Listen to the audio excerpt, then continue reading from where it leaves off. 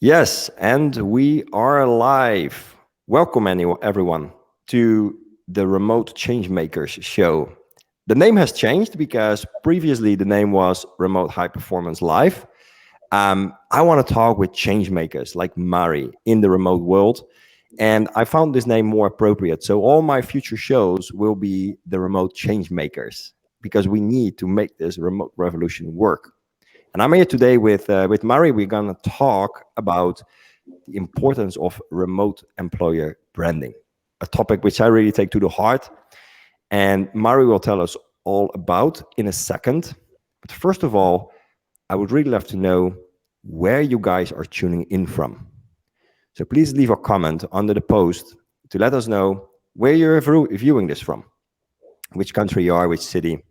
Because in the meantime, we will fix some technical stuff that we need to do to share our lives on the profiles. So let us know where you are tuning in from, and as soon as we have some engagement here, we're gonna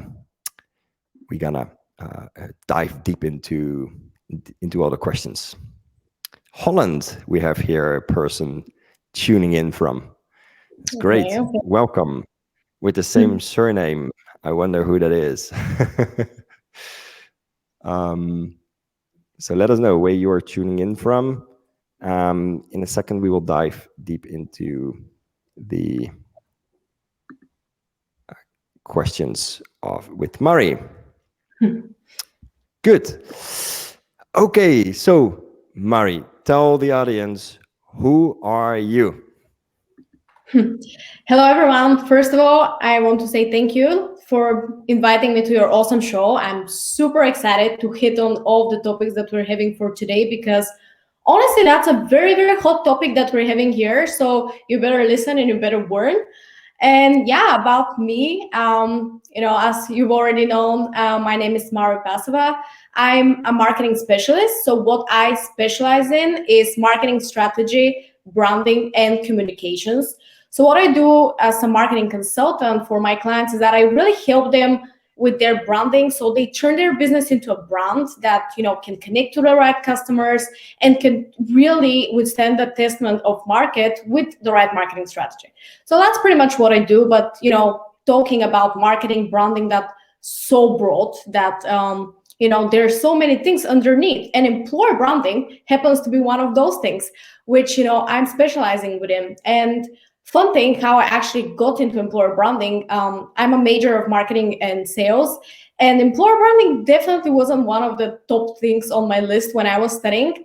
But well, fate brought me to employer branding because I was in an internship where out of everything, I was charged to do employer branding for the company. And at some point I was like, wow, I need to educate myself on the topic. So I've read probably any article that's out there, dig my head into academic article for so long. So all of the research that I did now, probably I wouldn't remember all the numbers, but believe me, the knowledge is there. So I'll make sure to share it today.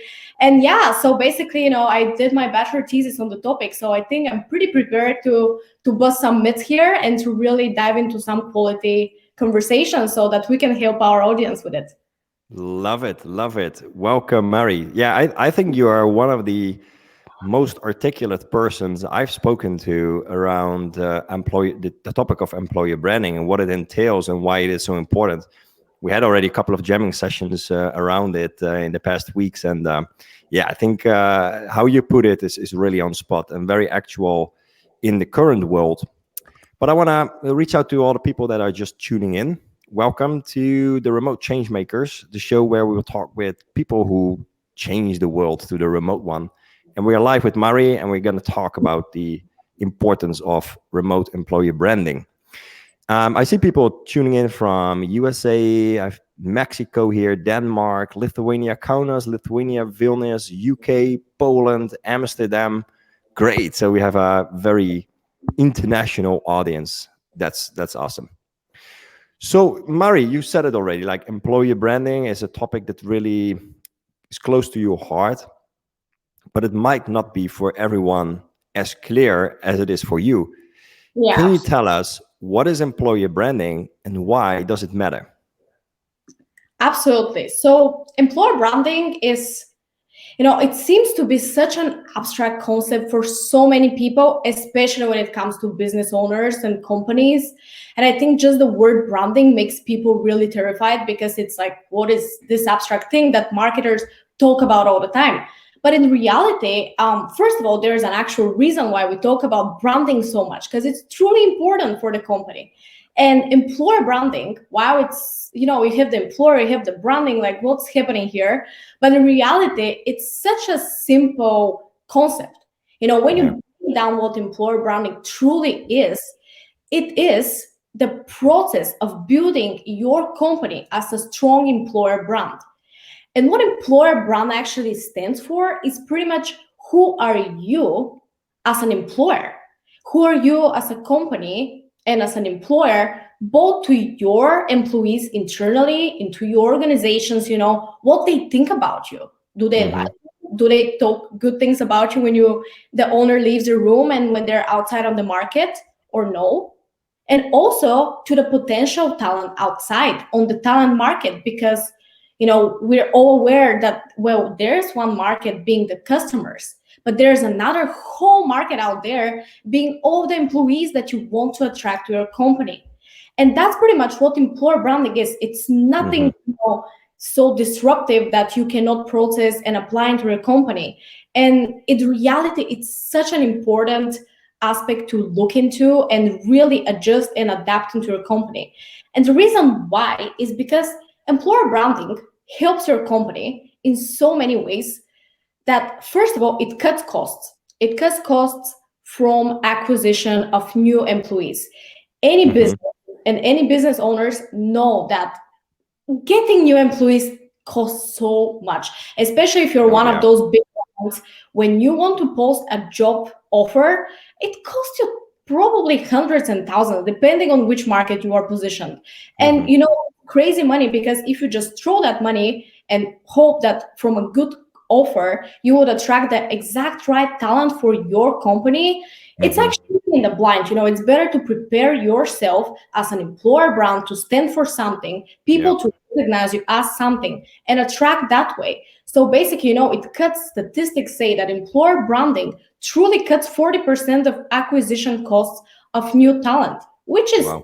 major. So And then basically, it's like, why should I choose you as a company, and have an absolutely. answer to that, basically, yeah. Absolutely. And it's pretty much like, who are you as an employer? What do you stand for? What are your Hmm. values? Like, do you even have values? Do your Yeah. employees know your values? Because I think all of us have been at interviews where we enter, and the one of the people who is probably the manager will tell you one thing about the strategy and the company, and then the CEO will tell you a Yeah. completely different thing, and then you stay there like, should I really choose you if I want to develop myself further or no? Hmm. And Yeah. then the other aspect, which I want to highlight, because I think it often gets missed, and I think that's why employer branding is not really focused on, is that Yeah. it actually matters for your revenue. And you'll tell me, how is that happening? Well, it's very simple. You break down the process, because a business truly is like a machine and everything needs to work inside of it. So, Yeah. if you don't have the right employees inside, and they don't work, they're not motivated, they're not ambitious to bring the most out of your company, then they wouldn't provide the best product out there. They wouldn't provide the best service. And what happened then? Customers don't buy that. And if Yeah. customers buy, well, then you don't generate the revenue that you're aiming for. So when you break it down, it's so simple, and you immediately can see why you should invest in Mm. branding. Yeah, I love that what you say, and as a matter of fact, I read that, and it's a pretty common known figure actually in the HR world, that it costs you one yearly salary of a person that you try to acquire. So if you acquire a person, you have to calculate that 1 year salary basically as the acquisition cost. So this is a crazy amount, right? If you can reduce that by 40%, it's massive. But before we continue, I want to really say welcome to everybody who just tuned in. People from Latvia, from Russia, I see coming in. Yeah, we are live here with Mari in the Remote Changemaker show, and we're talking about the importance of remote employer branding. And you tune in the right moment, because we're gonna get to the real stuff soon. If you have questions, any questions related to what you hear at the spot, write it in the comments. We'll be happy to take your questions as we go throughout the conversation to make this a really like interactive live with you guys. So yeah, Mari, I think it's very on spot. Like, why would you choose a company to work, right? It's why are you choosing Nike as running shoes? Yeah, it's a similar thing. Why should I choose a company to put my time, energy, and effort in you? What is it that I get for that? But now the world is remote, right? So when we look at employee branding in the light of remote companies, how do you see that? I think now employer branding became like triple time more important than what it was. And I actually like recently I reviewed all different types of branding and what is trending in that area. Yeah. And employer branding just stands out. And it's not trendy because it's new. It's trendy because it like the importance that it has right now on the market, that it has now for companies, it's multiplied multiple times. And the reason why is that before, companies didn't need to like look so much into their culture and their employees, because everyone was at one place. Yeah. The boss enters, everyone starts working. You have a meeting, everyone seems motivated and excited, and you don't really know what happens when you leave, but everyone seems to be working together, everyone is helping each other. You have that sense of community, you have that sense of being part of something, belonging into something. And maybe people don't really consider that, but that feeling is what drives you to give better results at work. And what happens right now that we're in this remote revolution, as you love to say, and I love that, I love that expression, is that so many people are just sent to their homes, like majority of us, and we're staying out our living room or in your bedroom, and while you're looking around, you're like, wow, I'm alone with a bunch of work that I need to somehow get motivated to do, and there's no one who can help me, there's no one who give me a motivational quote out of the door. Instead, or your kids running around screaming, you're like trying to figure how to do your work and stay on top of everything. And what happens often is that companies, instead of having a very good approach, they actually get into exactly the opposite of right, and that's like micromanagement and really being so strict on their employees that they just drive them to a burnout, and at the end of the day, no one is happy and no one is benefiting. And I think why employer branding right now is such a key moment, because many companies actually realize that they don't have that, because each company has employer brand. That's just how it is. Each person has a name, so you have it.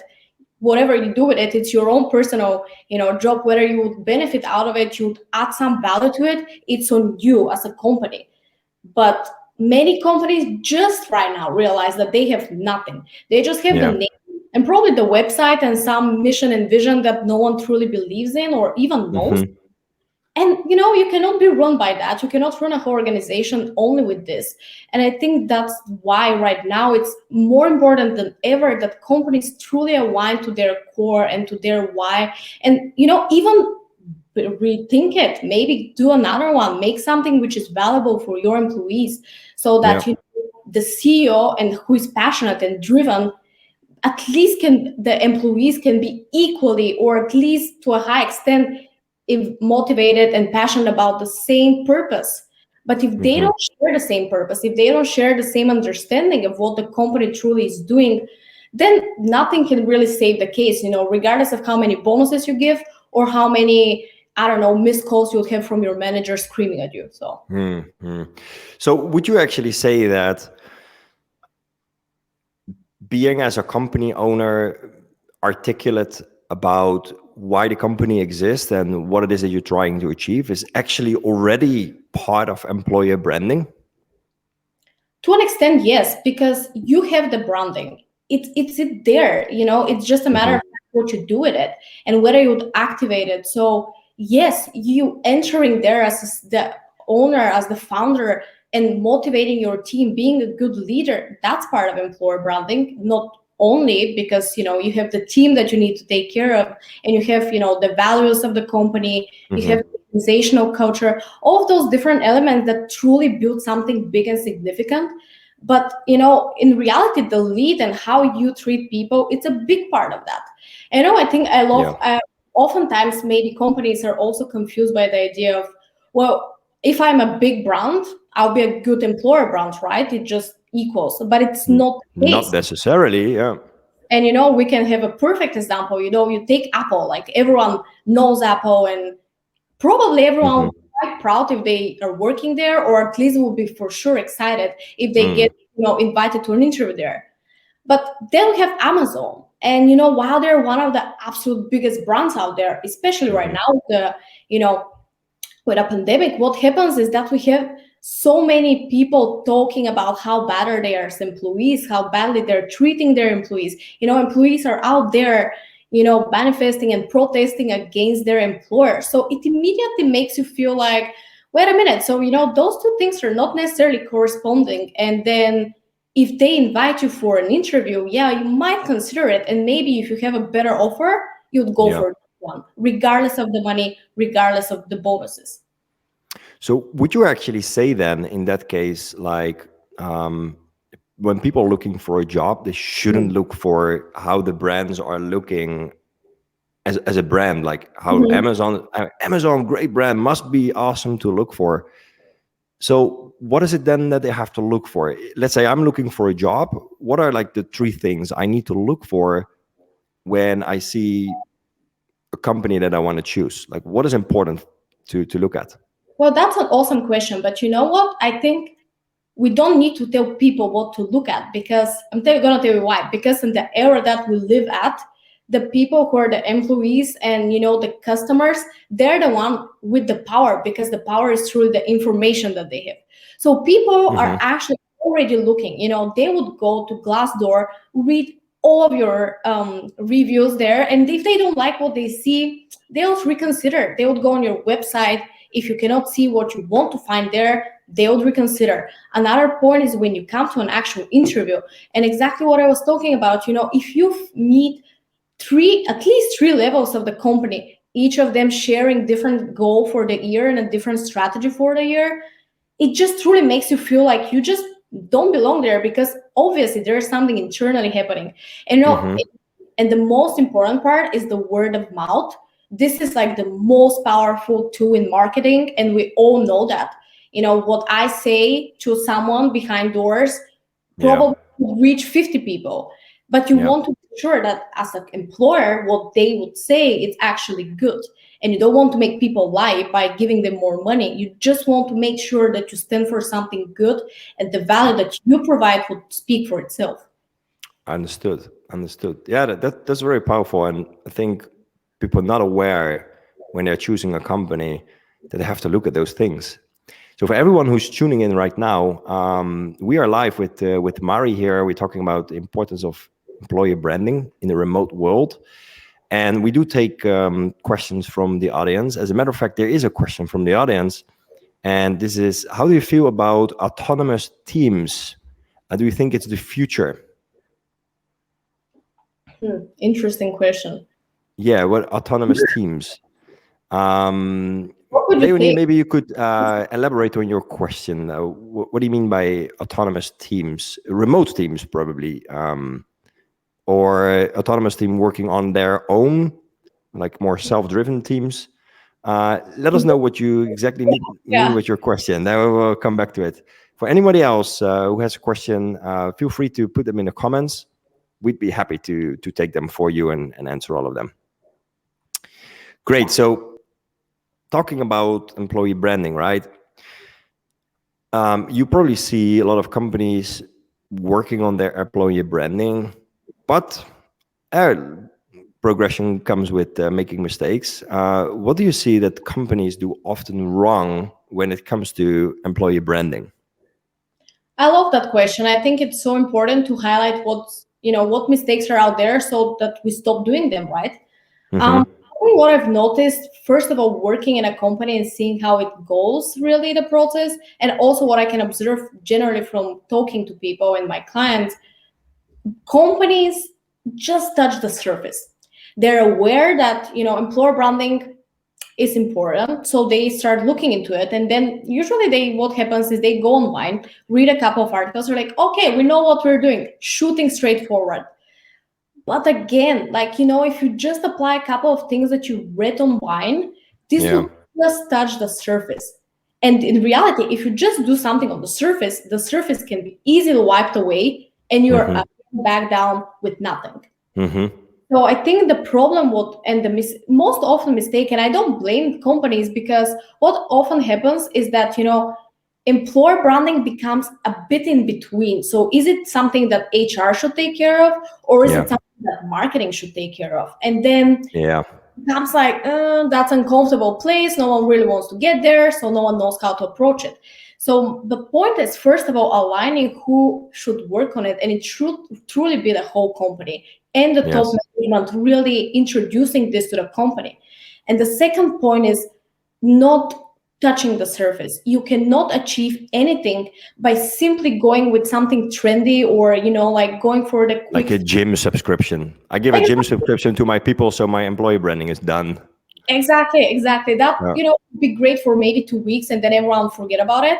And in reality, those quick fixes, they would be a quick fix for the problem, but the problem would still be there. So the whole idea is that you need to go into your actual company and dig Yeah. down and see where the problem is, where the Mm-hmm. leak is. Because the truth is that in one company, in another company, problems will be completely different. Yeah. Maybe business owners will be talking, they're like, yeah, my team does that and my team does the same thing. But what is the trigger? That's a big moment. And that's why, you need to look into the actual issue and make an actual strategy. Employer branding, just as any other branding, you need to Yeah. have a objective and a set strategy, and just then start acting. That's all. And I think, when you get down to those fundamentals, things become simple and things become actually applicable to the company. Yeah. So to put this into the remote sphere, right? That when we're going forward, how we probably see employee branding developing is that if you're not branding yourself right now as a company who offers like great remote work, Mm. you will be forced to do so in a couple of years from now. So do you think that the employee branding should really incorporate also the remote first culture? I think yes, honestly. I think we've discussed that many times, and you're an expert on the topic, but we've been seeing that this is a change happening, and Yep. we wouldn't just come back to normal. Like, it's gonna be something new that is coming out, because people got a sense of what remote means and the freedom that it gives them. And also for employers, I mean, yeah, maybe they enjoy the idea of the office, but also it gives you a whole pool of people from globally, like from the Yeah. whole world, take talent and use them without necessarily considering how to move them physically, accommodation, all those things. So in my opinion, yes, remote would stay here for sure. How it would depend on the company, but Yeah. therefore, businesses truly need to understand the importance of employer branding and truly take care into the image that they have, the reputation that they have, because it's Yeah. gonna only help them. It's an investment in effort and time, not so much in money. It's not doesn't mean that you always need to invest a bunch of money, but Yeah. definitely an investment that would pay off in the long term for sure. But it's also a mindset, right? It's not just you have to put money in it and you're done with it. The whole Yeah, company have to think around the how do we show ourselves to the outside world? How exactly. do we portray our values, right? Mari, we have really like the comments are on fire, really. We have people, Milena from Denmark tuning in, James from UK tuning in, and we had a clarification on the earlier question. Perfect. It's self-directed teams, and I feel I want to take that one because this Yes. one's close to my heart. Yes, self-directed team are the future. It's one of the only ways how we can succeed and hierarchy doesn't work remotely. Mm. Hierarchy works in an office, not remotely.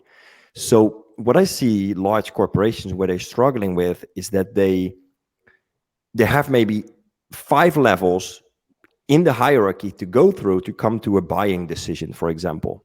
Now, Mhm. imagine this in the remote world. You would have to go on 5 different Zoom meetings, which are already time consuming and draining, to come to a buying decision for a product. Um, so hierarchy doesn't work in a remote world, and the key to that is to divide the company in self-directed teams, in Mhm. pods, if you will. I would like to call them pods.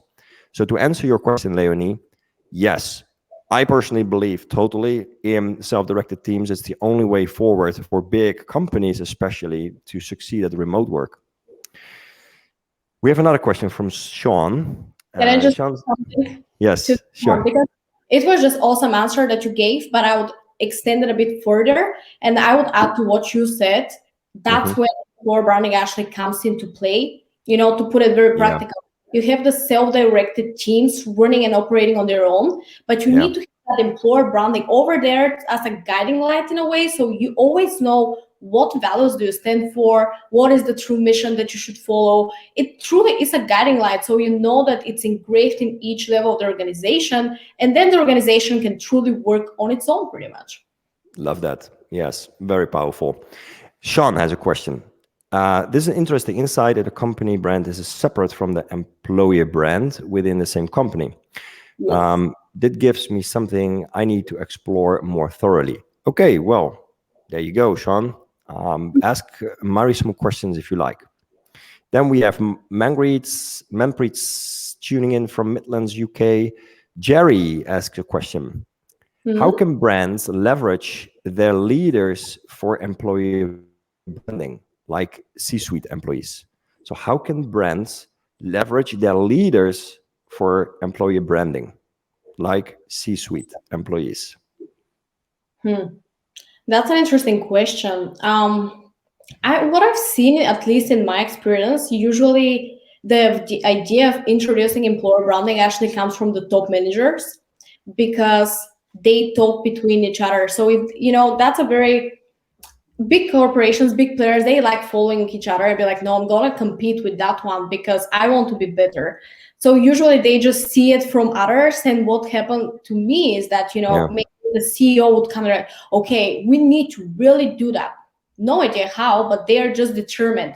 So I would turn around the question, if that's okay, to point out what happened in my experience and what I would advise companies to truly look into Hmm. prevent is that often the employer branding initiative comes from top management, but Yeah. often it stays there, meaning Mm. that they don't introduce the importance or the practicality of how to run it through the organization. So have that amazing team coming up with an amazing strategy, everything is amazing until we put it into practice, and then nothing happens. So Love that. I would say, So the execution that stays, it's not getting executed. It's just yeah, a nice idea ticked off of the agenda, and we move on with sales. exactly, exactly. Yeah. That employer branding, it's not something just to take out of the agenda of the CEO and the C-suite, execs. It's truly something that benefits, but only if the whole organization agrees it. Yeah. Powerful, powerful. Great. Jerry, I hope that answers your question. Then we have a question from Moitin. I hope that I pronounce this right. How is remote employer branding so different from normal employer branding? So normal then being an Mhm. office-based company, right?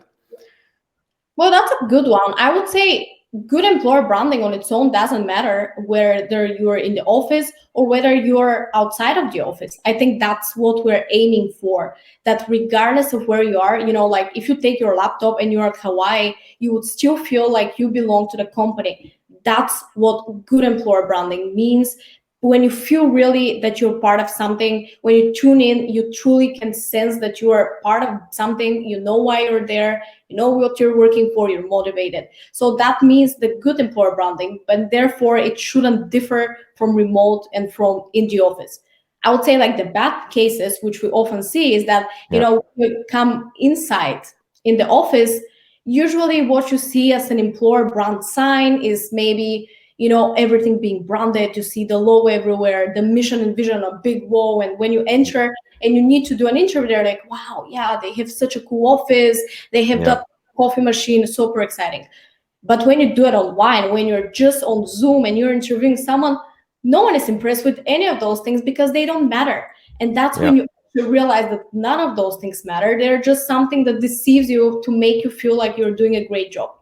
So I hope that Yes. answers the question. Yeah, so that makes employer branding remotely not less important or different. It just gets more complex because suddenly those things that usually were important are not important anymore. They don't matter.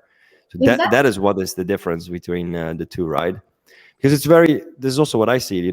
It's very easy to feel like you're in it together when you're sitting together in the office. Like we're together in this office aiming for the same thing. It gives a purpose on its own to be in an office.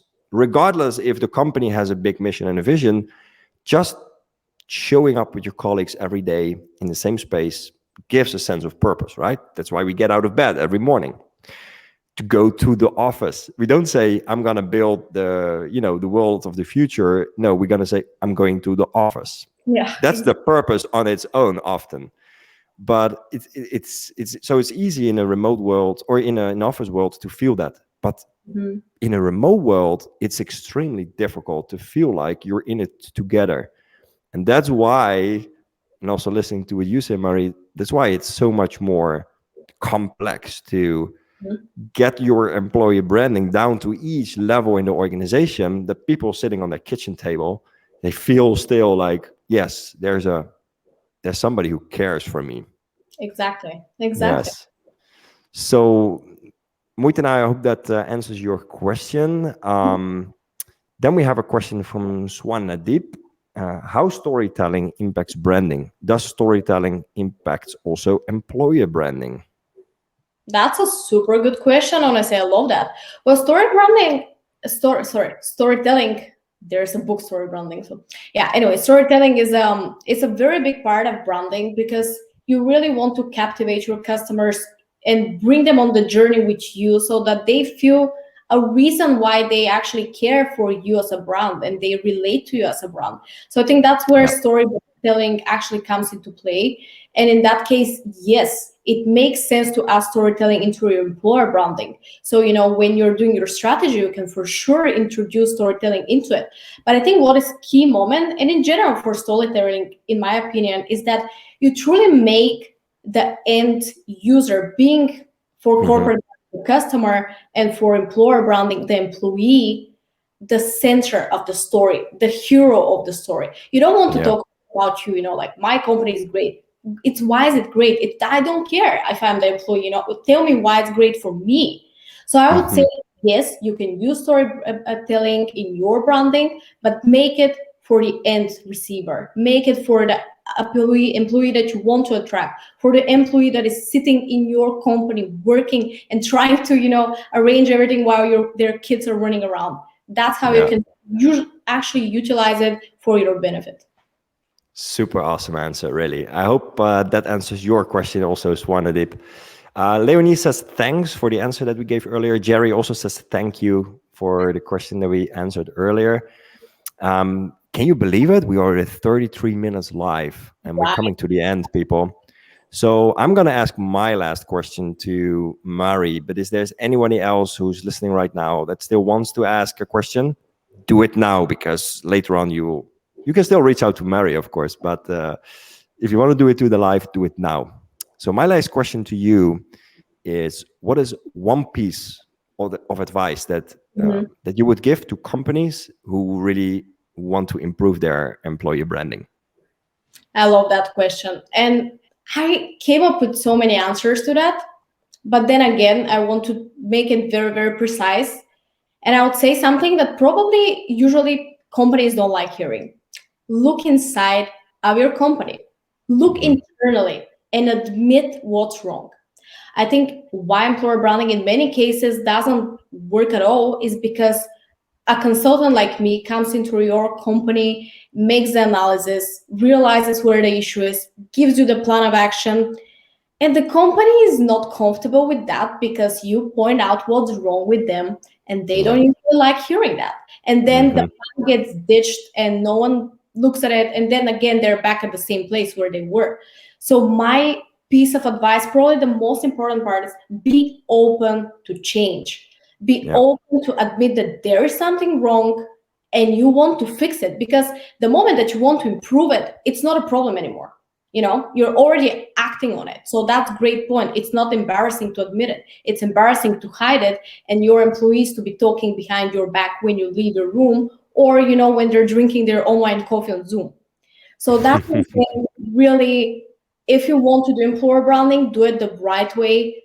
Actually look into making a branding strategy, not just touching the surface, and look into how you would actually activate it and apply it for your company. Do something that it's relevant, but be open to the change, be open to admit where you did it wrong, Yeah. and be able to go there, change it, fix it. Also, ask your employees what's wrong there, because often it's only the top management who will be like, we need to fix that and that and that. Why? You don't ask for that, or maybe the issue is completely on a different place. You're again, want to turn a blind eye to the problem. So it all goes down to this: be open to see where the issue is, be open to change it. And if you're open to do that and you communicate it to your team, you would work together and you'll figure it out. And then your company will be on top of any other. So that's my Super, advice. super awesome stuff, really. Great, thank you for that. And let's see, we have some last question. We don't. So without further ado, I really, at this stage, want to thank all the audience for being so responsive, being so active, so interactive. It seems you liked the content a lot. Mari, I want to thank you for joining me on the Remote Changemakers show. We're definitely gonna stay in touch, because I think we just resonate on so many levels that we're gonna jam a lot more times together. And with that last words, I wish everyone a great evening. I'm gonna end the broadcast soon. Mari and I will have some small after chat, and I wish you all good Yeah. luck. Thank you, everyone, for tuning in and watching. Hope I answered any of your questions. And please feel free to connect with me, follow me, ask me whatever. I'm always open for more advice on marketing and branding. So let's stay tuned. And thank you for having me. Bye, everyone.